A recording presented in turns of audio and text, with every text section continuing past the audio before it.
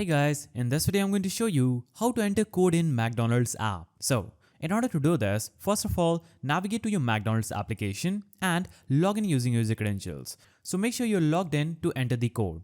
So we'll have to go to the bottom right corner and select this three-dotted icon, that is More icon. Click here and you will see a list of different options. But the only place where you can put your codes is where it says Scan Vouchers. So click on this button that says Scan Vouchers and it is going to take you to this page. Here, you'll have to simply click on Tap here to manually enter code. Now when you click on this button, you'll be able to put a code here in the voucher code section. Simply type in the code that you have and press redeem. After you do this, you would have successfully redeemed the voucher or the coupon code, and from there, we'll be able to use that inside of the McDonald's app. So that's how you enter codes in McDonald's app. Hope you found this video helpful. Please don't forget to give it a thumbs up and thanks for watching.